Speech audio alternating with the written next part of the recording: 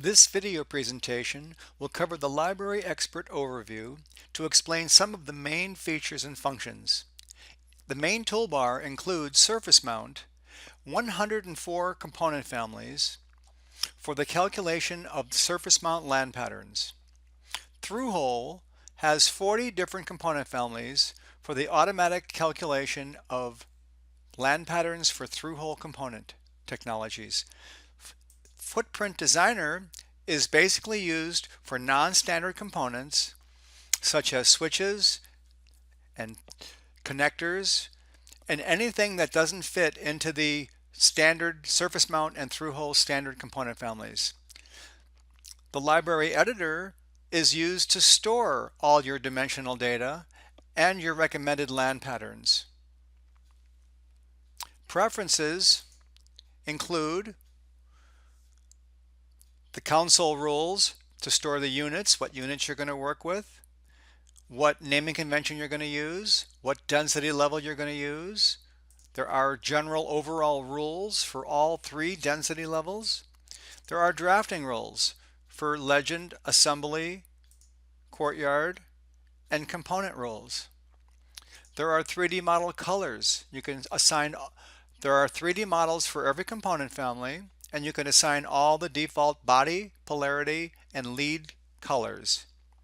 There are components where you can decide the rotation of the pin 1, where pin 1 is at in the rotation. The origin, is it on pin 1 or is it in the center?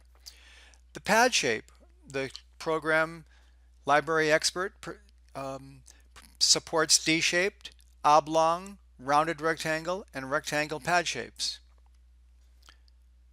The terminals allows the users to freely edit all the different pin pitches for the solder mask swell that you want, the paste mask reduction, the pad place standoff, round off, the pad place, the size round off, the fabrication and placement tolerances, the density level, the body excess for the courtyard, the pad excess for the courtyard, two different values, the toe, the heel, the side. All these values are freely accessible to the user so that you can customize your output land pattern. We have other options in the tool. We have some calculators for the toolbox, and then we have 1 million free parts on Parts on Demand or POD.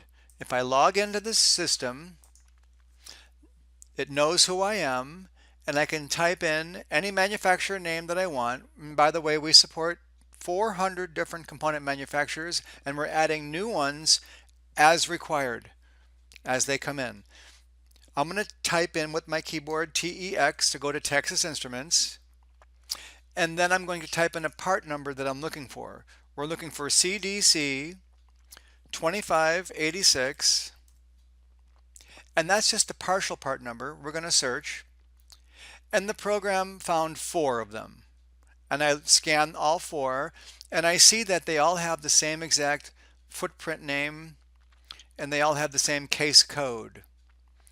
So I'm going to download one of them with the part number that I want. And then I'm going to go back to the tool and import that into my FPX file. Whenever I download a part from Parts on Demand, it puts it into my Downloads folder. We open it up, and it's a quad flat pack, and there's all the component dimensions. And I should note that the component dimensions are the most important aspect of the FPX file. FPX stands for Footprint Expert, and the component dimensions are what derive the legend outlines, the assembly outline, the courtyard, and the pad size. Now if I want to, I can go out to the CAD tool, and I'm going to go out to Altium Designer. I have my mechanical layers set up. I have my 3D modeling set up, create and close, And then I open up my CAD tool and I run the importer. I run the script importer and I save that script importer into a file called CAD Tools Altium. And then I'm going to go ahead and create that library part.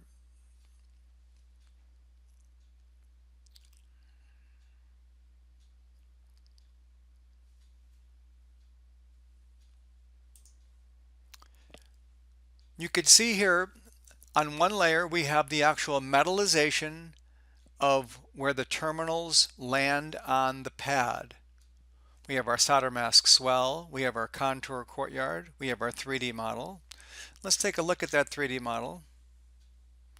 From the 3D model, we can tell exactly where the component lead is going to be land on the pad.